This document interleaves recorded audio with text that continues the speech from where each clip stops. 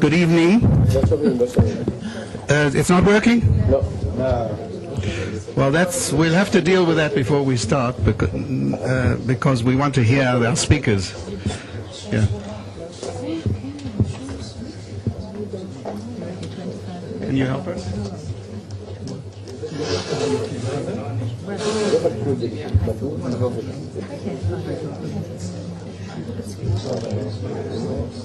I'm sorry, just a moment. We'll see if we can fix this.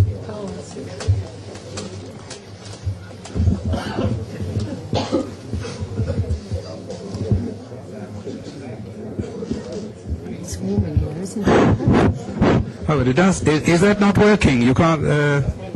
It's a little better. Okay. Okay. Well, I think we'll have to. Can I be heard? Yeah. The subject of this evening's symposium is a subject with a question: a new anti-Semitism, the case of Great Britain. And before I introduce the two participants in this symposium, a few words of introduction which I think are useful to place into a broader perspective any discussion about anti-Semitism at the present time in a particular place. As we all know, anti-Semitism belongs to the genre of xenophobias in the world. But it is a very specific xenophobia, an archetypal case of the genre. It is a protean phenomenon. It can be likened to a virus, and at root it is a cultural phenomenon. It's a protean phenomenon in the sense that it's ubiquitous, has extraordinary longevity, and expresses itself in an infinite variety of forms in a wide range of degrees of severity. And it's like a virus because it's capable of infinite mutations. And as I've said, most historians agree, I think, in the final analysis, it is cultural. That is to say, the root of the syndrome underlying all its psychological, social, economic, and political causes is a matter, in the final analysis, of stereotypical symbols inhering within the culture. Indeed, the defamatory symbols depicting Jews are so deeply ingrained, almost inextricably embedded in Western-rooted cultures, and now also in Islamic cultures, that, as we know, there are many examples of anti-Semitism without Jews. That is to say, there can be no actual Jews present in a given society, and yet there can be hostility showing all the traditional expressions and forms towards Jews. Just as it was already endemic in British culture in Shakespeare's time, in the 16th century, even though the Jews had been expelled from Britain in 1290, at the end of the 13th century, that is. The historical process has been a truly vicious circle, because these negative cultural symbols have been constantly applied in practice. In turn, they constantly reinforce the cultural symbols themselves, adding layer after layer of prejudice and stereotyping. Generation after generation, for over 2,000 years at least, some argue much longer, this vicious circle has exponentially generated culture-bound hostility to Jews. This is why it seems to me, at any rate, that one of the profoundest types of definition of anti-Semitism is hostility towards or hatred of Jews predicated on the culture-rooted bigotry which posits that evil inheres in the very nature of Jews and everything associated with them. Now, this being so, what does this signify for the question being posed here this evening? A new anti-Semitism in the case of Great Britain? In what sense can one then speak of it being new at all? Surely one can only ask no more than, does it constitute a new layer, a new convergence of factors, a new rationale? In short, a new mutation, but surely can it be something really radically different from its essential nature throughout all the centuries of Jew hatred in the past? And specifically in the case of Britain, is it overwhelmingly only the instrument of Muslim hostility towards Israel in a country which has about 1.5 million Muslims? Or is there a new legitimacy for anti-Semitism perhaps in the British public discourse? Is it a new prominence amongst certain intellectual elites, in which case, which intellectual elites? Is there a convergence of the liberal left intelligentsia with Muslim hatred and the neo-fascist right? Or do they all have their separate expressions and paths to this manifestations of anti-Semitism? Well, these are the kind of questions, I think, that have to be addressed if we wish to seriously engage ourselves in the topic of this evening's symposium. And I have no doubt that the two participants in the symposium will enlighten us greatly in relation to these and many other questions that I haven't posed. I have great pleasure in introducing to you Brenda Catton, who has just returned, I understand, from leading the WIZO delegation to the United Nations Annual Commission on the Status of Women Conference held at the United Nations in New York.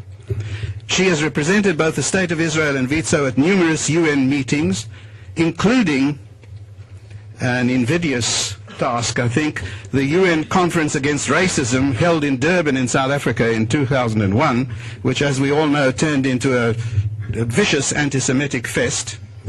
She represented the State of Israel to the Women Defending Peace Conference held in Geneva in 2004 under the co-chairmanship of Mrs. Mubarak. And in January of this year, she was elected to the position of chairperson of the Israel, Britain and the Commonwealth Association. She is something of an anomaly because she was the president of the Zionist Federation of Great Britain and actually came to live in Israel. And I understand she was the first woman to chair the Zionist Federation of Great Britain and Ireland, and also the B'nai Brit Hillel Foundation. So you see, this is a person who has a great deal of experience, not only coming from Britain, but as a leader in the Jewish community and as a representative of Jews in environments that are very much related to the subject of this evening's symposium. So I would like to ask you, please, to deliver your talk. Thank you.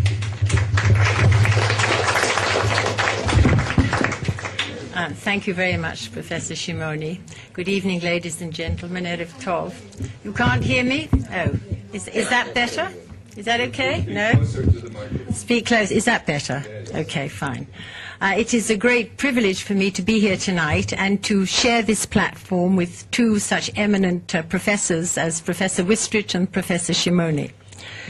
I think to start with, I would like to analyze what do we mean by anti-Semitism. And I think it also depends on the baseline from which we come. For example, recently in the United Kingdom, Tony Lehrman, who heads the Institute for Jewish Policy Research at the UK, made it quite clear that in his view there was a distinct line between anti-Semitism and anti-Zionism, anti-Israelism.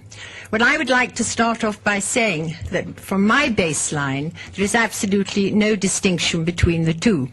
And I'm going to explain why I feel this way. Anti-Semitism is against the individual.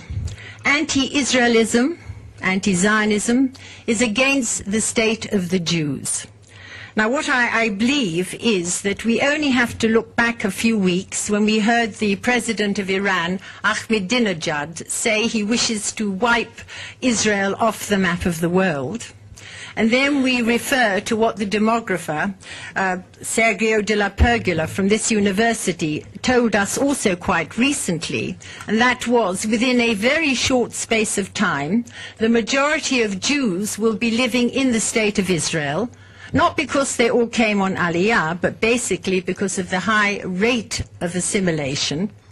And therefore, if you're going to wipe out the state of Israel, simultaneously you wipe out the majority of Jews in the world. February the 14th marked the 110th anniversary since Herzl wrote his Der Judenstaat. Der Judenstaat, the Jewish state, was written as a means, the proposal was a means to end anti-Semitism. And here we are in 2006, all those years on, and we have a Jewish state that has been in existence for 57, almost 58 years. And yet what we see around us, and specifically in Europe, is a frightening rise of anti-Semitism. So Israel, in that respect, did not resolve the problem of anti-Semitism. Let's have a look at the statistics for anti-Semitic acts in Britain today. Well, it's rather a confusing picture, because if you look at the Community Security Trust, which is the Jewish group that tends to assess and guard the Jewish community, their figures are at odds with the Metropolitan Police figures. The Community Trust says it went down in 2005, but the police figures said it went up. And then when you read a little more carefully, you see that figures can be very confusing, because in looking at 2004, when they were slightly higher, there was a case of two gentlemen who made 60 abusive phone calls, and only 2 people made those phone calls, but they were considered 60 acts. The fact of the matter is, the more we read, the more we learn that it is on the increase, and many people simply do not report on any anti-Semitic act they've experienced until it's happened perhaps for the 35th time. From where is anti-Semitism coming? It doesn't at this moment in Britain come specifically from the British National Party, the right. More and more we have seen in Britain and in Europe an increase coming from the left. And what do I mean, the left? I mean the media, I mean politicians, I mean the world of academia. And of course it is coming from a large Muslim population. In my view, however, and I will go on to explain why, the area that I feel most anxious about is the academic area. And I say that because it is from the universities that we get the leadership for tomorrow throughout the world, and certainly for the Jewish community. I want to speak a little bit now about the United Nations, because I believe the United Nations is responsible to a very great extent for the increase in anti-Semitism today. 60 years of the United Nations, a United Nations that has spent much of its time demonizing, isolating and delegitimizing the state of Israel. Through its manifold resolutions, I mean, if you look at part of the United Nations, the Human Rights Commission, for example, has 2 committees. One committee looks at the way in which the world is carrying out abuses, the whole world, all the other countries. And there is one committee looking only at the so-called abuses carried out by the State of Israel. So that gives you an idea of the United Nations. The United Nations was responsible for the passing of that defamous resolution equating Zionism with racism in 1975.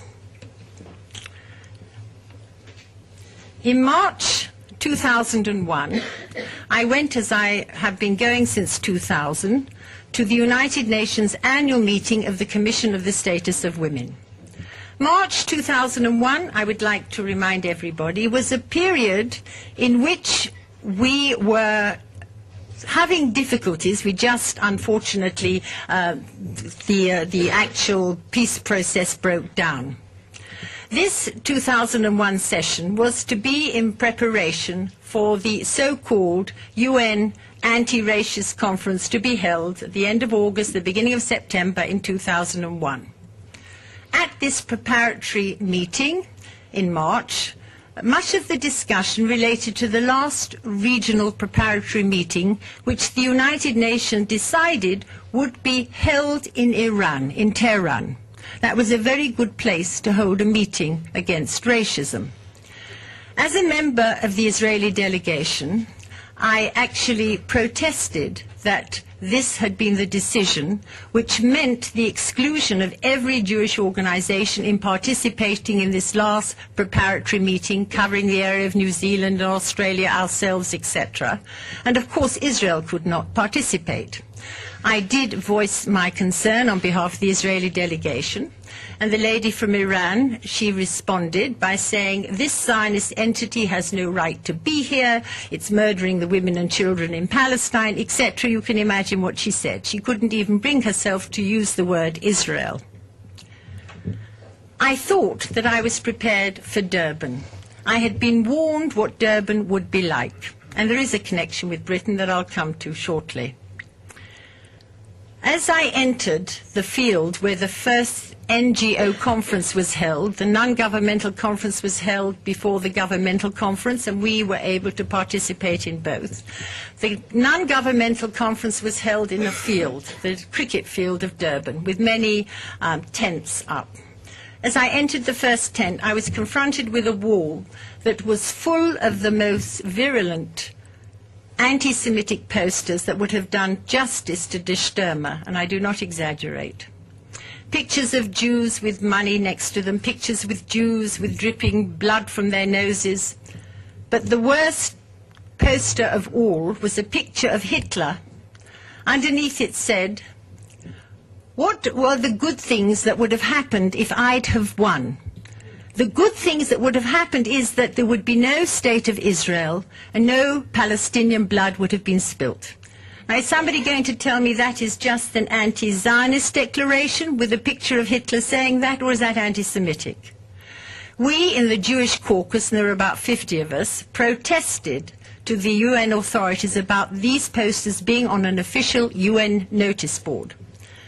They were removed and they were put up again, time and time again. I was interviewed in the cricket field by the South African television, and I was a very interesting creature because of all the Jewish organizations, we were the only organization that had a Z in our name. We were the Women's International Zionist Organization. And the climate was very anti-Zionist, to put it mildly. So the interviewer starts interviewing me, and suddenly I'm surrounded by a hostile group of individuals, Black Panthers, Palestinians, Arabs, and he has to keep stopping and starting the interview. And the first thing he says to me is, how would you define Zionism? And I thought, here I am, what better can I do than quote Martin Luther King, who said, to be an anti-Zionist, my friend, is to be an anti-Semite. For how can we deny the right to the Jewish people to their own land if that is what we want for ourselves? And I was told, this isn't true, you're calling lies, what are you talking about? I learned a very bitter lesson on that occasion because I watched this program the following Sunday. It was not live, as you can imagine, and they completely distorted the actual interview, interspersed with others saying what they wanted to say, so it was completely distorted, and I would never do such an interview again. It had to be live. There was one Holocaust clause that we put in to the final charter that was to come out of this conference, this NGO conference. One clause on the Holocaust. This was supposed to be a conference against racism. We all came into the hall ready to see what would happen. Before that, we'd made up our mind that we'd walk out if there was going to be a big resolution against that was anti-Zionist. It never got to that point. When it came to the resolution on the Holocaust, it was voted on without any opportunity for any member of the Jewish caucus to stand up and say something against the idea of voting against the one clause that referred to the Holocaust in this so-called anti-racist conference. But I want to tell you now, about 2 weeks before I went to this conference, I was on Shlichut for Witzo. And the other gentleman that was there was a man by the name of Uri Davis. Some of you may know Uri Davis. Uri Davis was born in Kfar Shmariyahu, and spent most of his working life on the campuses of the UK. He was the bane of the Jewish student's life. Uri Davis, an Israeli and a Jew, was the flavor of the month in South Africa. He'd just written a book called Israel, the Apartheid State. So when I was asked to be interviewed 2 weeks before on the radio about women, I wasn't asked about women, I was asked again to define Zionism. And I was asked about Uri Davis. And how come this Israeli and this Jew has written a book about Israel, the Apartheid State? He's a Jew, he's Israeli, he must know what he's talking about. And along came Uri Davis to the conference handing out his book, an edited version of his book. Well, I told him what he could do with his book when he attempted to give it to me, and you can imagine what I said. But nevertheless, he did give out a number of books. The point I'm making is this man has been poisoning the minds of students in the UK from 70s onwards until he retired, which is only quite recently. This is the kind of problem that we are confronted with. Uri Davis is someone who talks about a one-state solution. What do we mean by a one-state solution? We mean the end of a Jewish state. Since that time, we have seen an increase of Jewish and Israeli academics who have joined the campaign to boycott the State of Israel. It started in England with a letter to The Guardian by two professors, Professor Stephen and Professor Hilary Rose, a husband and wife from the Open University, in which they called for the boycott of Israeli universities. April 2005, we saw on Erev Pesach, the timing is always very interesting, isn't it? The Association of University Teachers chose to have a resolution to boycott Israeli universities on Erev Pesach. And they voted to boycott Bar Ilan and Haifa University.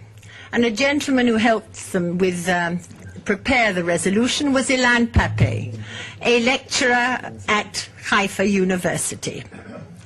It was interesting at the time that two Palestinian professors from Al-Quds, Professor Nuseibeh and Professor Said Zadari, both called out against the boycott. But it passed at the Association of University Teachers, and it was eventually rescinded in May the 26th. However, it's not the end of the story, and I have many friends in the academic world in the UK who tell me it has not been resolved and it is constantly going to be a battle. About a year or so ago, there was a debate in the centre of London under the auspices of the Evening Standard called, the subject of the debate, the motion was, Zionism is today's enemy of the Jews. That is another way of saying, very simply, if we did not have a Jewish state, we wouldn't have anti-Semitism. Well, of course, we know about that from Herzl's time, don't we? We never had any anti-Semitism before we had a Jewish state. What was very disturbing, in my eyes, is that the three proposers of the motion were all Jews and two of them were Israeli. We had Amira Hass from Haaretz. We had Avi Shlaim, the revisionist historian from here. And we had Professor Jacqueline Rose, who is a professor of English literature at London University. So, my dear friends, when you have three Jews, and two of them are Israelis and all academics, and they are saying to the world, Zionism is the enemy of the Jews, that's today's enemy, we have to start to look and see where our problems really are. Just a couple of weeks ago, Israel Apartheid Week took place at Oxford University. It also took place in Canada and many other campuses in the UK, but I want to stick with Oxford. It's a famous university, it's an important university. And who was the main person who was the star of the show there? Ilan Pape from Haifa. You know, I'd like to remind you, Ilan Pappé accused Haifa of not being open enough or being anti-Arab. I think it's 20% of the students at Haifa University are Arabs. The head of one of the faculties is an Arab. Of all the universities in the state of Israel, I would say it is the most open and liberal, and has to be if it allows its Ilan Pappé, who still lectures there, to go to Oxford, and he spoke on resisting apartheid, divestment and solidarity. That was his subject. And guess who chaired it that evening? And by the way, which evening did it take place? On a Friday night. That's a good time, isn't it? And the person who chaired it was Professor Stephen Rose, our friend who started the campaign with his wife with the letter to The Guardian. Also present at that particular week, the Apartheid Week, was the University of California's Professor Gabi Pitterberg, who is an Israeli anti-Zionist. And he was talking about Zionism and apartheid, divestment. So you see where we're coming from. You see where our problems really lie. As you heard in the introduction, I happened to have the honor of chairing the Hillel Foundation in the UK between 1994 and 98. Those were the days when we thought we were going to have peace. Those were the days we were in the middle of the Oslo peace process, and all of us thought we're on the right road to peace. Did it help our students at university? The answer is no. There was a constant challenge for our Jewish students. Time and time again, the universities, the Jewish societies on universities up and down the country, there were resolutions from Palestinian students, Muslim students, out to ban the Jewish society. And some of them succeeded, even if afterwards they were reinstated. Today, the biggest problem that our students have on campus in the UK is that they today are being asked to defend Israel's right to exist. We've gone right back to square one. And the tragedy is that for most of our Jewish students, and for most students per se, who are subjected to the daily barrage of media projection, anti-Israel projection, they are so vulnerable because they simply do not know the facts. They lack a solid education. They lack an education in what the facts are in their own history. And that is what is particularly frightening. How am I? Okay, still for time? Good. February the 2nd saw an inaugural meeting at Lord Richard Rogers, an architect, a famous architect, in his office of an organization called Architects and Planners for Justice in Palestine. And you know who started it? I'll tell you. It was started by a man called Abe Chaim. Interesting. Abe Chaim was a Jew born in India. And he was brought up and educated and spent most of his life, his younger life, in Israel. He married a girl from South Africa, a Jewish girl, and then went to live in the UK, where he is an engineer. And he's the one who initiated this particular new organization. Well, as it so happens, Lord Rogers has now withdrawn because, basically, not because he probably changed his mind, but he was threatened with losing this wonderful new project that he was going to work on in New York if he didn't withdraw, because the people who were doing the project didn't agree with his policies. Let's have a look at the media. The press. I've mentioned the Evening Standard. The Independent. We hear an awful lot today about the Danish cartoon and how terrible it was, and I'm not one for saying that anyone should mock somebody else's religion. But I find it very strange when we looked at what happened with the Independent about a couple of years ago, when the Prime Minister, Sharon, was shown in a cartoon swallowing a Palestinian child, that if that wasn't bad enough, this cartoon won the Press Association's award for the year for cartoons. The Guardian that used to be, it was a pleasure for Zionists to read The Guardian when it was the Manchester Guardian. Today, we have a Chris McGreal who wrote about Israel and South Africa. He is the Israeli representative here to The Guardian. Previously, he was a South African representative full of apartheid. And he was endorsed, of course, by Uri Davis, who wrote a letter to The Guardian supporting everything he had to say. The BBC. The terminology is incredible. The terminology of the BBC. They don't talk about terrorists, they talk about insurgents or militants. Settlers, people are not human beings when they're murdered in cold blood, they are settlers. Recently, I was quite aghast because I watched a video on the BBC first and then on the Israeli television of an interview with Mohammed Deif, Hamas's Mohammed Deif. And Mohammed Deif, in this video, when I saw it on the BBC, he spoke about how Hamas had succeeded in driving Israel out of the territories. And that's all I saw. When I watched it on Israeli television, he spoke about how Hamas had driven the Israelis out of the territories, out of Gaza. And then he went on to say, and we will not be happy until we are back in Jerusalem, in Haifa, in Lod, etc. But that wasn't shown on the BBC. Now I want to give you a personal example of the BBC and myself. When I was chairman of the Zionist Federation, it happened to be when they signed the Declaration of Principles on the White House lawn. We had Rabin and Peres and Arafat and standing on the White House lawn. And I was chairman of the ZF, and I was watching it, and I thought, right, this looks good. And I had a phone call from the BBC. Are you all the chairman of the BBC, of the Zionist Federation, not the BBC? And I said yes. Well, we are doing a live program on the radio in half an hour. What is your opinion of the signing of this document? How do you feel about it? I said, I feel very positive about it, as I'm sure the people of Israel feel positive. Women, mothers, are tired of seeing their children die and being slaughtered, and we are looking for peace. And I'm very happy to see this declaration being signed.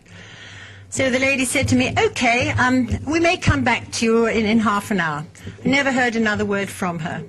I turned on the radio in half an hour, and what did I hear? I heard the chairman of Herut, who's a good friend of mine, speaking vociferously against the signing of the declaration, because that was the message that the BBC wanted to put out, obviously. They weren't interested in anyone who was saying that there was hope and that we really believed in peace.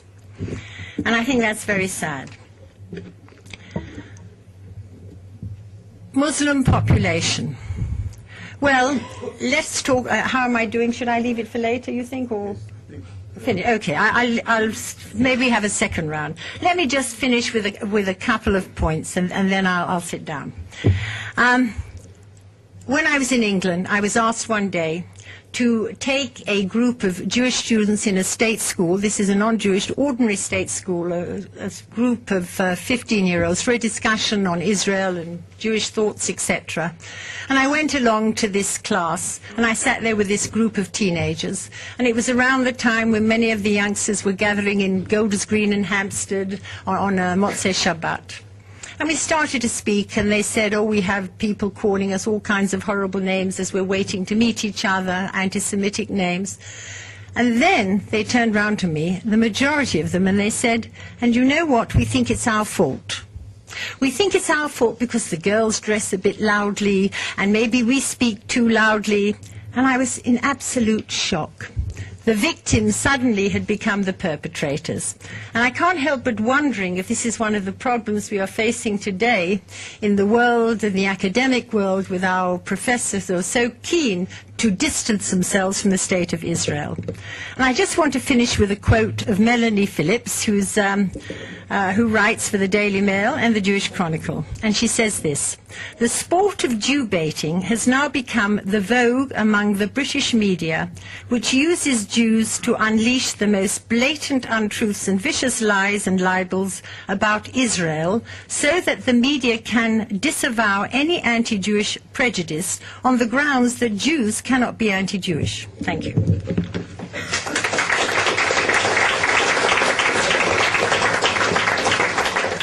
Thank you very much. I think one of the particular advantages of hearing what you have said in this symposium is that you speak very much from the field, as it were, out there facing on so many occasions the very things that you have been talking about. At the same time, one must note that some of the things that you pointed out, which focused very much on, firstly, anti-Israel activities, and secondly, the involvement of Jews in those activities, and in particular, the last quotation from Melanie Phillips and what you said at the end, linking them, these raise, I suppose, very serious analytical questions about the connection between what is presented as anti-Israel, associating Israel with apartheid South Africa and so on, and the phenomenon of anti-Semitism in its historic and broad sense. And I think that there's probably, there are very few people in a better position to look at the analytic aspects of this entire situation than the second participant in our symposium, who is Professor Robert Wistrich. For those, I think for many present here, there's no need to introduce Robert Wistrich. He has held the Neuberger Chair for Modern European and Jewish History at the Hebrew University since 1989. And in recent years, he has been also the director of the Vidal-Sassoon International Center for the Study of Anti-Semitism, which is the sponsor and organizer of this, amongst many symposia of this kind. And Robert has won many international awards for his academic excellence, including, for example, the Austrian State Prize for Danubian history for his book on the Jews of Vienna in the age of Franz Joseph. He also has done some prize-winning work in cinema. Particularly, he received an award for his book Anti-Semitism, The Longest Hatred, which became the basis for a 3-hour documentary film shown in Britain, which he co-edited and wrote the script for. He has also co-directed and scripted other documentary films dealing with anti-Semitism, such as Understanding the Holocaust in 1997, Obsession, Radical Islam in the West this year. He's a graduate of Cambridge University, and his most recent works include Masters and Victims, Jewish Fate in Central Europe, and he is about to produce a full-length study of contemporary anti-Semitism, which is near completion. So I need hardly add more to illustrate Robert Wistrich's great expertise and many achievements academically, and particularly on the subject of anti-Semitism. Robert, would you mind coming to the podium? Thank you.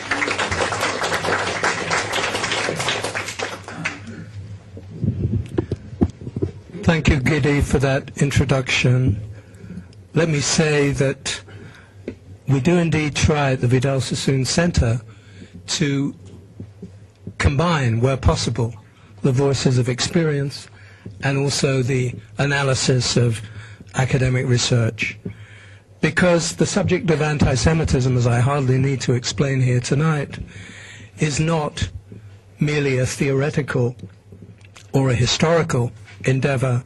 It is something that confronts the Jewish people, I would say, as a permanent challenge, and never more so than today. But I would like to wear tonight more my hat as a historian and to look back, first of all, at two questions that seem to me particularly interesting given the topic of tonight's discussion. The first is to establish what really was the old anti-Semitism before we rush to conclude that it is new. And secondly, to examine the degree to which there are distinctive characteristics of British anti-Semitism. There is one aspect which I frequently confronted in discussions of this topic and also in the research, the historiography. The assumption that somehow British anti-Semitism was marginal, insignificant, not at all to be compared with the many continental varieties. Indeed, I would like to begin with a quote of none other than William Gladstone, who reportedly said in the 1870s, at a time when the first anti-Semitic movements were getting off the ground in Europe, he declared that anti-Jewish activities in Great Britain are as improbable as a demonstration against the law of gravity. I suspect that even as he pronounced those words, Gladstone was mistaken. Within 30 years, it was emphatically clear that this was not the case, and certainly at the beginning of the 21st century, we can say that this was an extraordinarily naive assumption. But when we speak about British or English anti-Semitism, I think we need to bear in mind that it is a very varied phenomenon.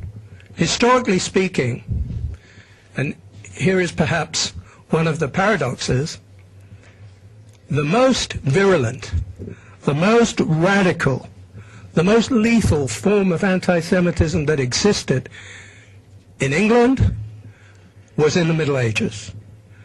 And indeed, we could argue, obviously that's not the subject of tonight's discussion, but it has to be mentioned at least in passing. We could argue that in this respect, England was a pioneer for Europe, and not at all lagging behind. That indeed, in medieval England, you had a combination of factors which produced this violent form of anti-Semitism that combined blood libels, expropriation, and ultimately expulsion in 1290, as a result of which not a single Jew was left in the British Isles. And this anti-Semitism was the product of a predatory state, a persecutory church, and a violent populace. Very far removed from our conventional image of the British Isles and its great liberal parliamentary tradition. The second aspect of British anti-Semitism, which unlike the medieval variety, has very much survived to this day, something I was brought up on, since I spent 30 years of my life in Great Britain, and I went to an English grammar school, for which I'm grateful. That was before the miserable reforms introduced by the Labour Party, which wrecked the British educational system probably forever. As a result of that, I had to read all the leading authors in the English language, from Geoffrey Chaucer and his Canterbury Tales, through, of course, Marlowe and Shakespeare, Dickens as Oliver Twist, and the many 20th century writers, not one of whom was free of anti-Semitic stereotyping.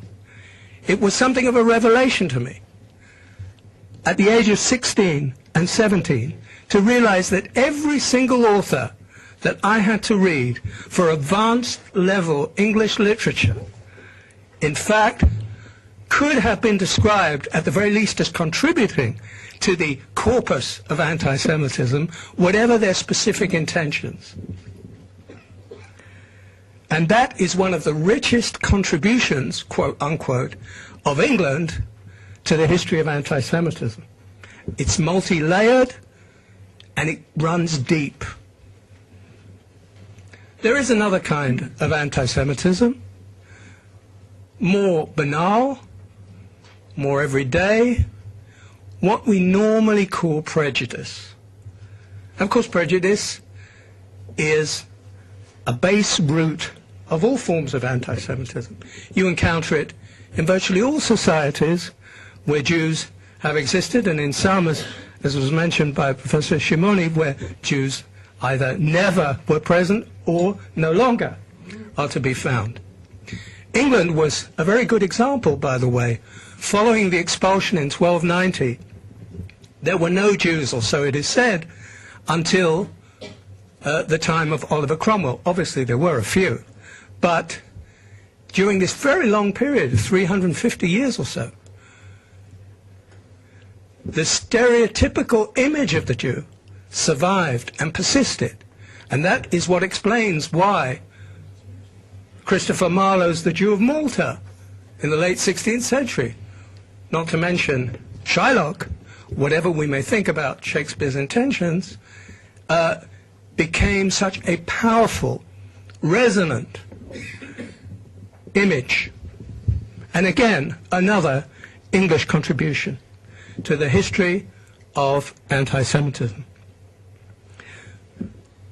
But the variety that we will be focusing on more, and which Brenda has spoken about at some length, is anti-Zionist anti-Semitism. And of course, it's a controversial issue. There is not a complete and total consensus, far from it. All of the Jewish anti-Zionists that you mentioned, who are so active today in Britain or other parts of the Western world, all of them would vehemently and indignantly reject the attempt to equate anti-Semitism with anti-Zionism. Nevertheless, the fact is, and this is part of the ongoing debate, and it didn't begin now, I can tell you that at a time when I was a student, and when I did my doctorate in Britain in the 1970s, I was also on the ground and going round campuses and having to deal with the issue then of whether or not anti-Zionism is anti-Semitism. And in practice, it was clear to me already then, at the time of the United Nations Resolution of 1975, with its consequences on British campuses, which I saw with my own eyes, the banning of Jewish societies, on the grounds that we can give no platform for racists. And since Zionists are racists, and they've been so defined by the United Nations, no right for Jewish societies to operate on British campuses. Eventually, we were able, with some help from important friends, to counter that offensive. But 30 years ago, all the seeds of the present development were there. And indeed, perhaps because of my experience in Britain and a certain sensitivity to this subject, I have to say that I could see the writing on the wall many years ago and wrote and said so. At the time, and this is the main difference between then and now, it was not mainstream. In Britain in the 1970s, for example, the leading lights in the anti-Zionist cum anti-Semitic campaign were either members of far-left organizations, particularly Trotskyists, among whom Jews were, as always, prominent, both as theoreticians and as propagandists, Palestinians, third world students, who were already a growing presence on British campuses, and also young liberals. They were particularly in the 1970s very active in this field. A number of MPs who sit today in the British House of Commons, I remember from that period having debated them and how they graduated to become leaders of pro-Palestinian lobbies in the House of Commons. But before we launch into a full-fledged discussion of this, let's come back to the question of what is and is not distinctive about English anti-Semitism. Perhaps I should say British, but I think we are actually speaking about English more than any other variety right now. First of all, I think as a generalization, it is fair to say that English anti-Semitism, excluding the medieval period, is and has been less ideological than the continental varieties that we are more familiar with in the literature. It has also been much less politically successful, that is obvious, in comparison with Germany, with Austria, with Poland, with Russia, with France, and so on. It has also, until more recently, in my view, lacked the obsessive element that characterizes so much of continental anti-Semitism, where it is ideologically driven. But I would suggest that today there is the beginning of a change, that there is something of that which can be felt in the anti-Zionist rhetoric and its obsessive, almost compulsive aspects among English intellectuals. So that perhaps for the first time, beyond some isolated cases which existed in the past, we are seeing England drawn perhaps into the broader sweep of Europe itself and coming to resemble more the continent, and in some ways perhaps even to lead in areas such as the boycott, for instance.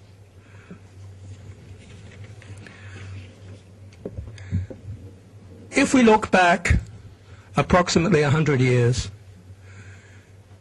it is interesting how certain events that didn't seem perhaps so important at the time can cast an interesting light on today.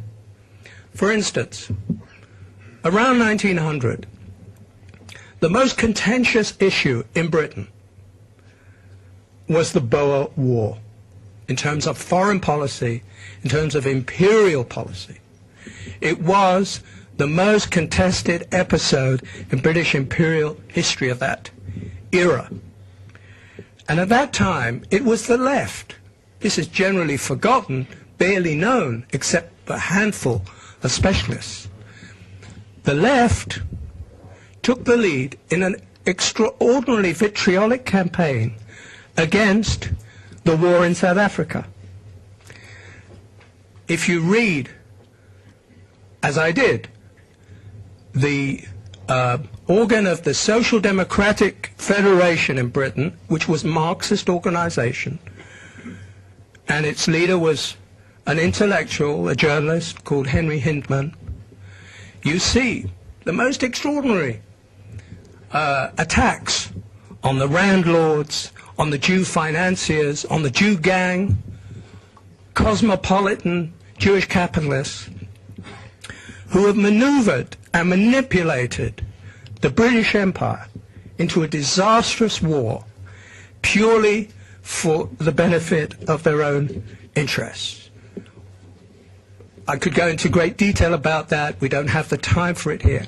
What I want to say is that if you were to look back at those polemics, you would see some curious analogies with the way the Iraq War has been played out in Britain, and particularly the attacks coming from within New Labour against the British Prime Minister, who obviously is not an anti-Zionist and is certainly not an anti-Semite, and on the contrary is one probably of the better or the best friends that Israel has in the outside world, but whose stature, whose prestige has been severely damaged by the feeling, and I'm not going into the question of the Iraq War, yes or no, perhaps it was and is a disaster, perhaps indeed the critics are not entirely wrong. What I want to focus on is simply the use of the Jewish factor, both then and now.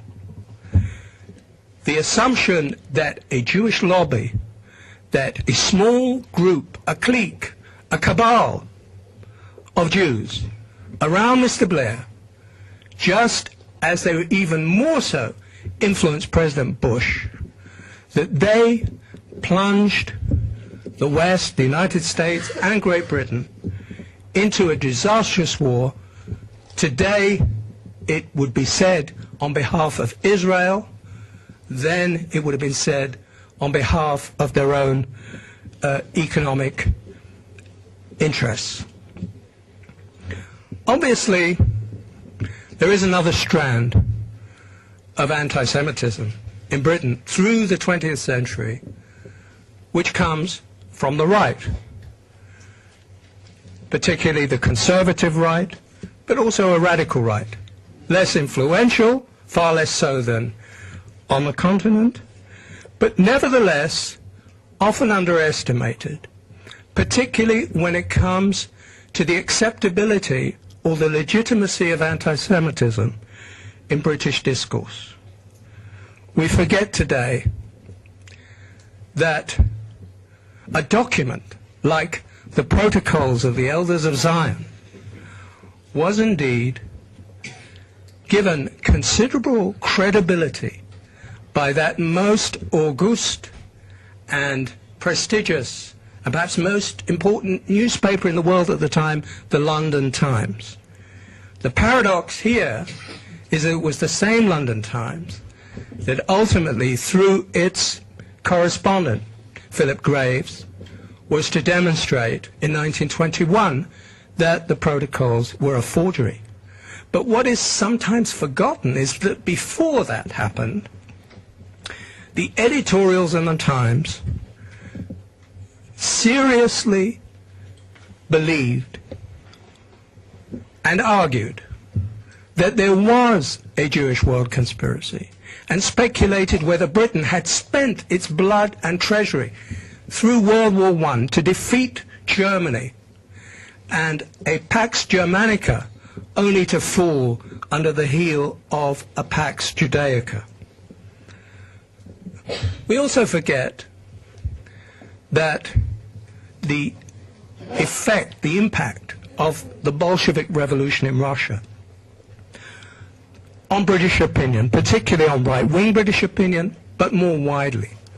The way in which the fear of communism combined with fear of the Jews, and a belief in Judeo-communism, which in many ways was no less tenacious than that which was held in Central and Eastern Europe.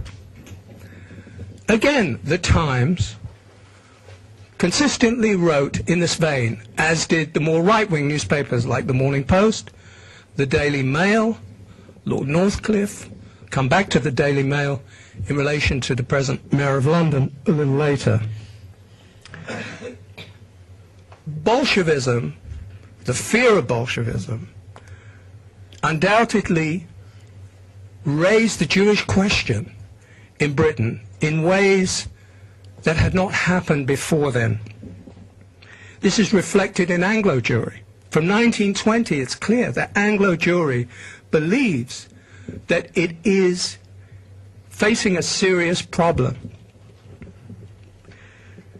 because communism, especially in Russia, is seen as being driven by Jewish revolutionaries, Jewish radicals. And they are engaged in a conspiracy to destroy the British Empire. Remember that in the period 1918-21, the British Empire for the first time shows signs of cracks. India, Egypt, Ireland, the Irish Troubles. The self-confidence of Britain, which I believe was one of the most important reasons why anti-Semitism did not achieve the same resonance in the 19th century as it did elsewhere, because Britain was the world's greatest power, because it ruled over so many peoples, a quarter of the globe. Why would they fear the Jews? They regarded the Jews as useful allies. They didn't have the same anti-capitalist sentiments that were so widespread in France and Germany and elsewhere among intellectuals. Or at least it didn't matter, because Britain itself, nobody in Britain could seriously be taken in by the proposition that the Jews had invented capitalism or that they were behind the Industrial Revolution. I mean, the British knew they were the first industrial nation, and their own commercial and industrial enterprise had got off the ground well before Jews were a factor in Britain's economic life. But after the 1920s, I think that a lot of this changed. And some of the things that we see today are echoes, however pale, of the uncertainties and the suspicion, the distrust that does exist of Jews, something that I remember well from my own socialization in Britain. A word about Zionism in this context. In a way, the question of the British Mandate, which we can't really go into here, and particularly its unwinding in the last few years, 45 to 48, shows the deep ambivalence of Britain. On the one hand, the Balfour Declaration, what the British did in Palestine, but they did some good things. On the other hand, even among some of the architects and supporters of Zionism, there is this strange mixture of sentiment towards Jews. Lord Balfour, Scottish aristocrat, person who was fascinated by Jews, aware of their uniqueness, their singularity, something sadly lacking today in nevertheless was the same Balfour who was Conservative Prime Minister at the time of the Aliens Act of 1905, which severely restricted Jewish immigration to the British Isles. And the Anti-Aliens Act was a piece of anti-Semitic legislation, but typically English. You couldn't say, and the British never wanted to say, they were anti-Jew. Anti-alien, much more suitable to the English temperament, which is more moderate, which is more balanced, and which dislikes extremism. And this is still true to a degree. I'm not sure how true, but something of this still remains. Which explains why you find so many seemingly contradictory utterances among British statesmen, well-known English writers in the 20th century. Well, on the one hand, you see a dislike of Jews, a certain antipathy, a certain awareness of difference, quite strong sense of difference. And at the same time, a loathing for anti-Semitism, where it's associated, as obviously it was in the case of Nazi Germany, with brutality, with violence, with pogroms, because that's not the way we do things here. And that is very English. However, when we think of, just to say a word in passing, all the same about the mandate, about the end of the mandate, there is no doubt that among the officers in command in British forces here, whether it's Lieutenant General Barker or whether it's at a lower level of the Airborne Division, the sentiments were clearly, unmistakably anti-Jewish. And probably that was true among a section of the army and administration in Palestine from the beginning. So that you have, at one level, high politics, you have a much broader vision in which the Jews play a role. The Lloyd Georges, the Churchills, later Margaret Thatcher, Tony Blair, are all, broadly speaking, pro-Zionist, pro-Israel. For my money, they were the outstanding prime ministers of Great Britain in the 20th century. But that may just be a coincidence, of course. But at the lower level, I think there was very little of that. And the stereotypical view of Jews was very important in shaping British attitudes towards Zionism and vice versa. We think today the question of anti-Zionism, anti-Semitism is so new. If you look at the literature, say, of the early 1920s, you see how the two things fused in Britain, admittedly among a different clientele. Then it was Lord Sydenham, and it was Lord Alfred Douglas, and it was Lord this and Lord that. You know, in the British upper classes, this was de rigueur, and they couldn't understand why Britain took on the mandate. This must have been a Jewish conspiracy. So these things are less new than they seem. So what then is new? Well, one thing which has been alluded to but needs to be slightly more emphasized is this strange alliance, almost contre nature, between the Islamists, the more radical wings of the Islamic movement in Britain today, and the hard left. I've said it before, it bears saying once more.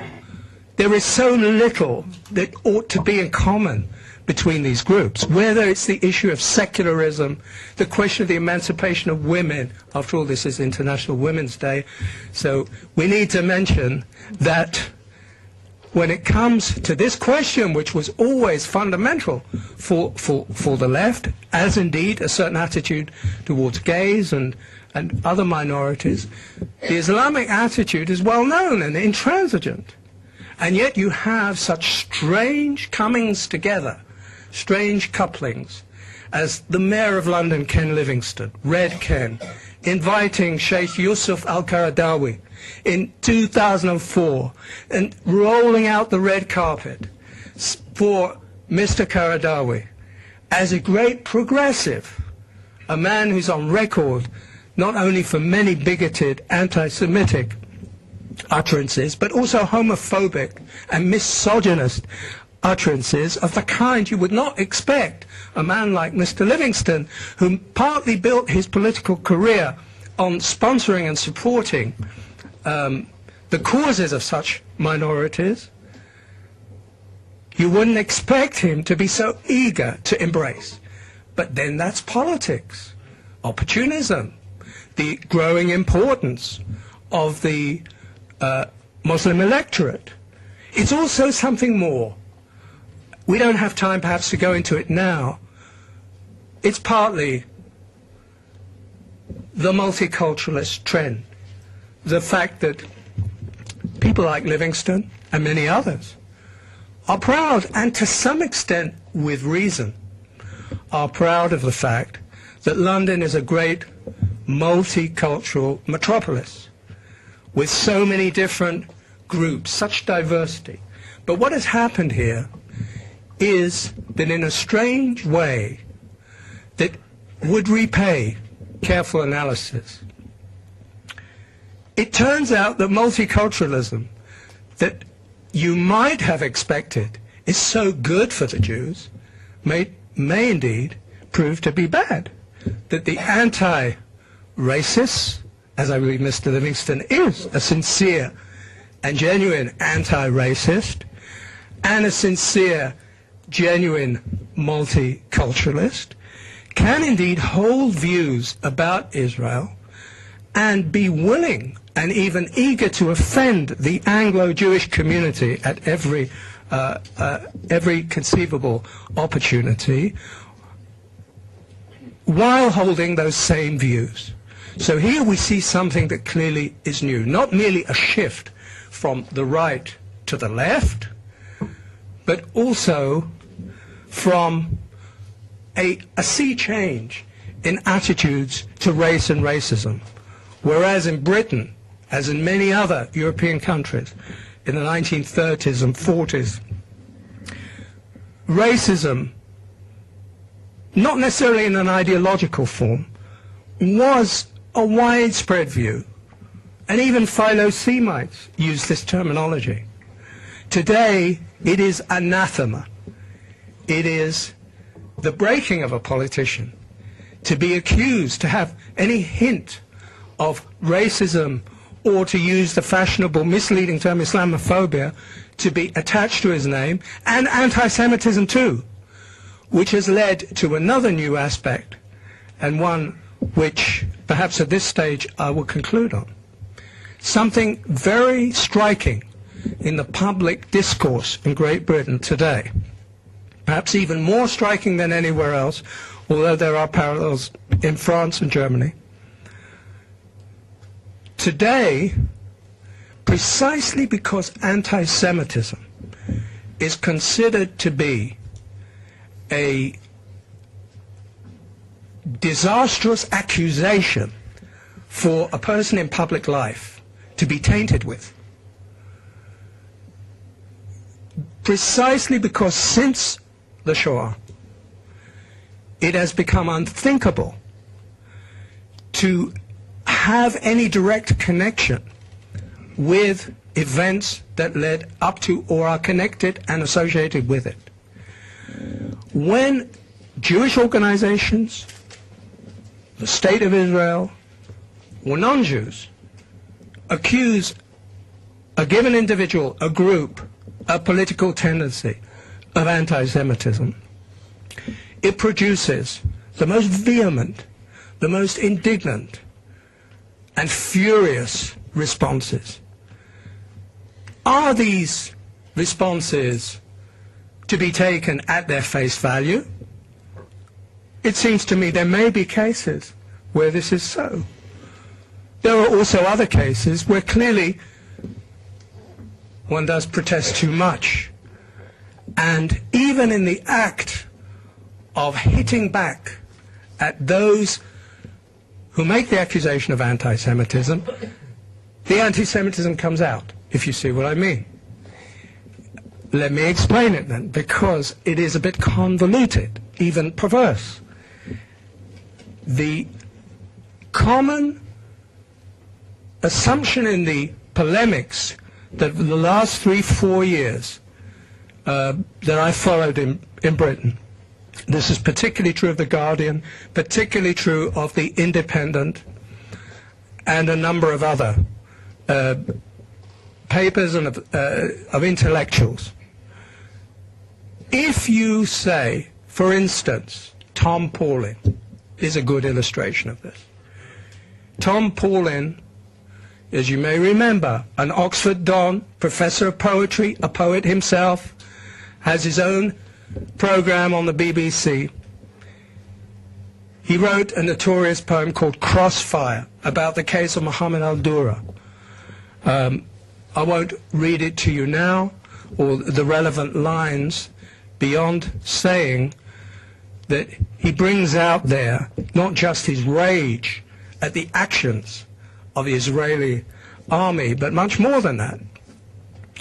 That we dumb goyim, he uses this phrase, we dumb goyim, you know, we are being asked to believe that this innocent Palestinian child or adolescent died in the crossfire, but it was the Zionist SS who killed him. And then in a subsequent poem published in The Guardian, he talks about dealing the anti-Semitic card. And what happens among Britain's intelligentsia today is that if you raise the issue of anti-Semitism, what they will tell you almost universally, a single universal chorus, is you are raising this issue with only one aim in mind, and that aim is to silence legitimate criticism of the State of Israel. And this is intolerable.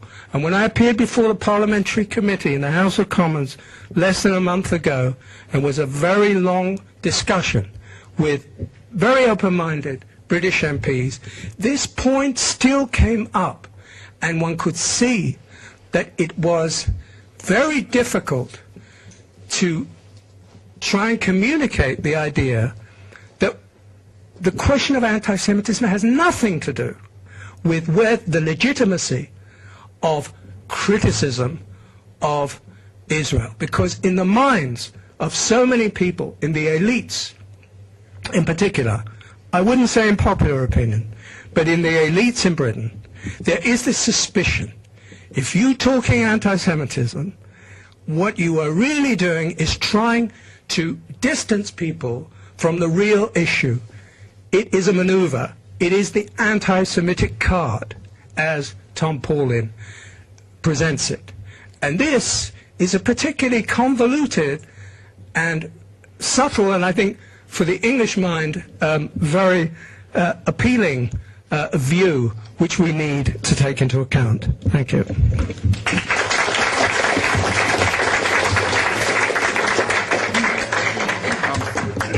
Well, thank you very much, Professor Wistrich. Well, ladies and gentlemen, as you know, it always is advisable to be told when the session will come to an end, so that you don't get wanting to leave. And I see that we have approximately 10 minutes, the most 15 minutes left, and I assure you then that we will close the session. So bear in mind that that's the time that's left before we end. There is an opportunity perhaps for a few comments, but given the time, I would appeal to you to be brief and please keep to the point of the discussion. I've noticed a few who would like to say something.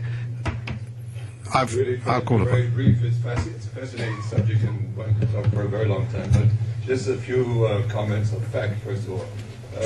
Ken Livingstone has been suspended from his job for 3 months, so we have some idea of the British attitude. Yes, all right, but he's still been suspended, which is not a usual thing for a mayor of London to have done to him. During the 1920s, Winston Churchill, no less than Winston Churchill was mentioned here, published an anti-Semitic article in the British press in which he condemned the money Jews, international Jews, Bolshevik Jews, all the Jews except for one category, which was the Zionist Jews, which, as you say correctly, at that time Britain was very pro-Zionist.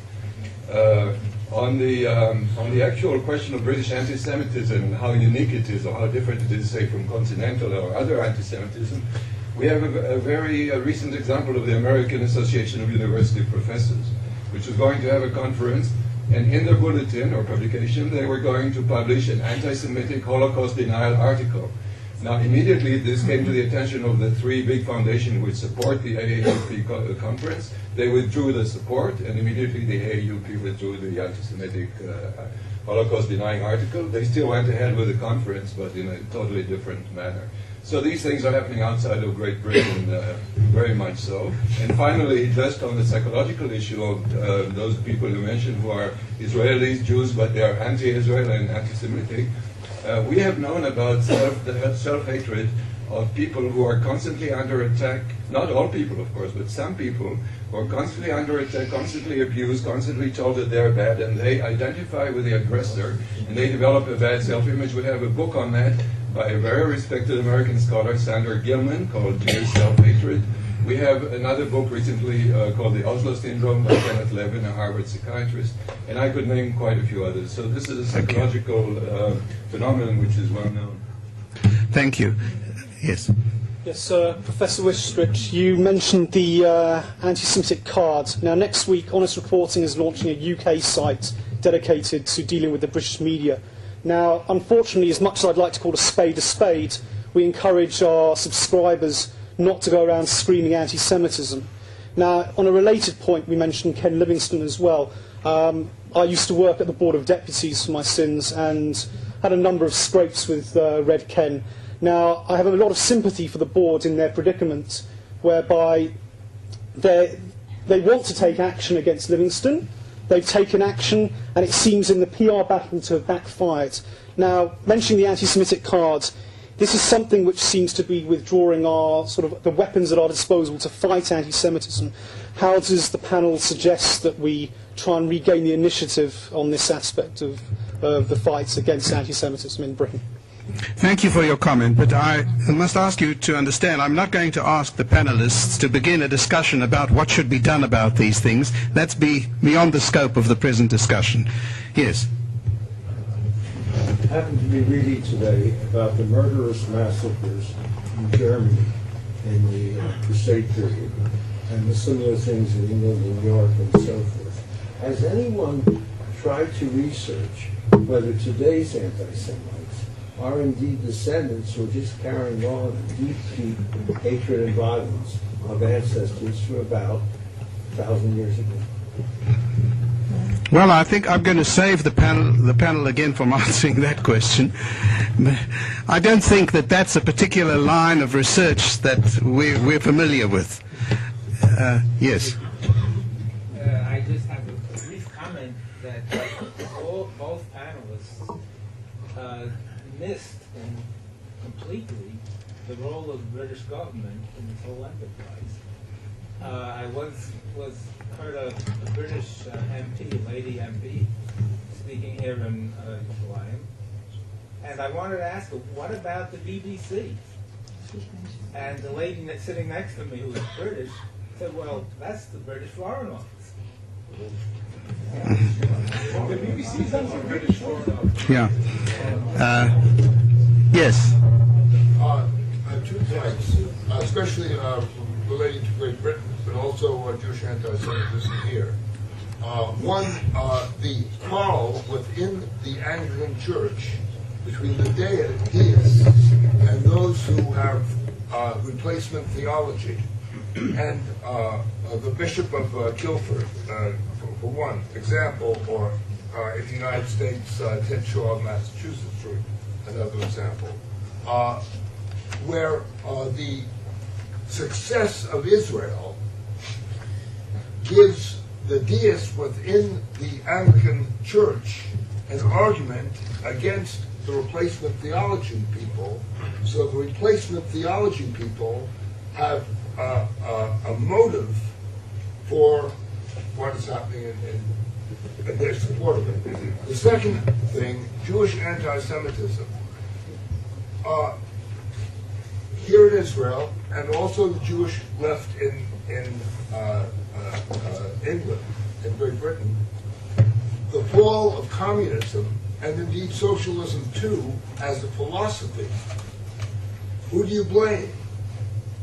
Your own people. Last 2 people. Thank you. A few years ago, Please stand up so that they can hear. a few years ago, a book was published with the same title as this evening's session, New Anti-Semitism. And one of the virtues of the book was that it gave a very broad spectrum of opinion from, we would say, from the far right to the far left. And reading the whole book, I felt that I got a balanced picture, which is exactly what I missed this evening. Mm-hmm. 2 speakers making a very extreme case on one side. And I would even say that our distinguished speakers this evening have the Uri Davis syndrome, 2 Britons, Britain bashing. So we're supposed, since they're insiders, we should take their opinion as fact.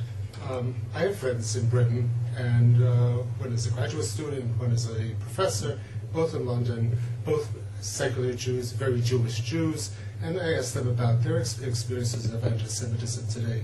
And they said nobody can miss them as Jews, but they have no day-to-day experience of anti-Semitism. As for boycotts, Jews have also historically initiated boycotts against the Soviet Union, against Nazi Germany. There was also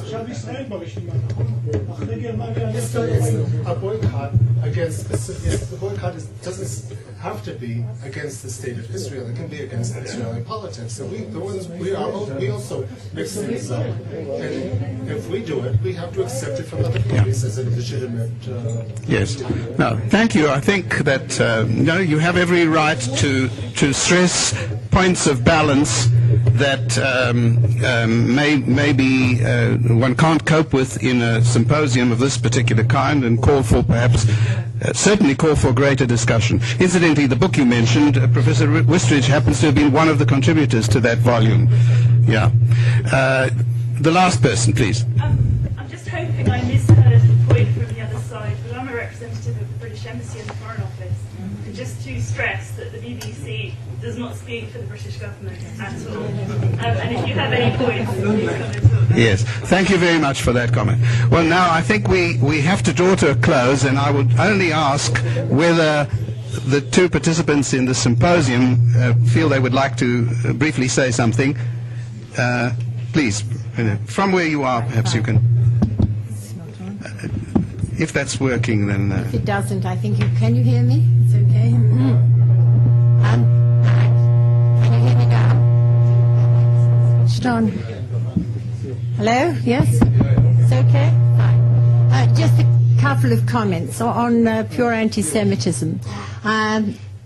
Unfortunately today, the reality is for many children going to Jewish day school in England, particularly when they have to be bussed in and they go on the trains, they do experience severe anti-Semitism. This is a fact of life, more so, and it's increasing. Children who go to JFS, the Jewish Free School, which is now in Kenton, they are experiencing anti-Semitism.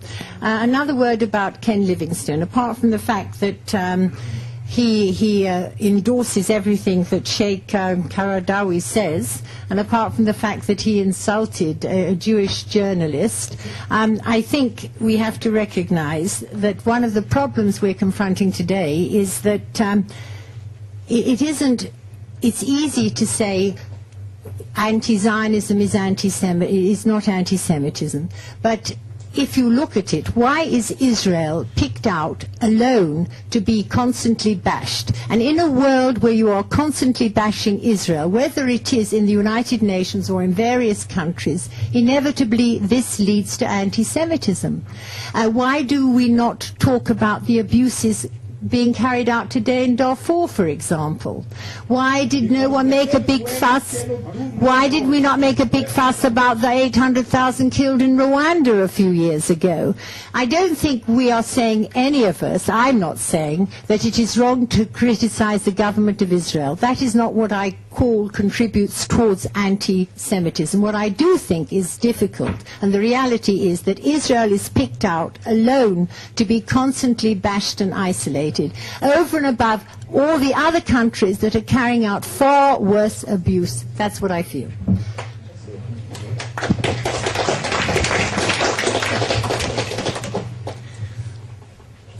A number of rather astonishing points were made here, which I'd like to briefly respond to. First of all, the gentleman who referred to the book about Judeophobia, that was the title, in Britain in the early 21st century, in which I participated. I don't think that you'll find anything in that book that is fundamentally contradictory to or different from the propositions that we'll put here tonight. I think what has happened is that appeared in 2001 or 2. In the meantime, a lot of water has passed under the bridge.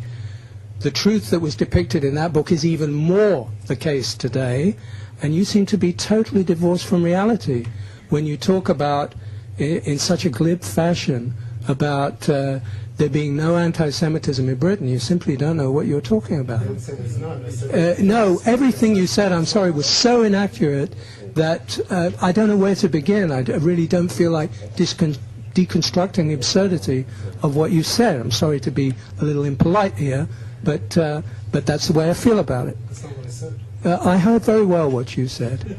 You said that this evening was a case of bashing Britain. Nothing is further from the truth. Nothing is further from the truth. There was not a single statement made, either by myself or by Brenda, that could be construed, except in a perverse way, as an attempt to bash Britain. That is a gross distortion which unfortunately reflects on the accuracy of your statements. Now,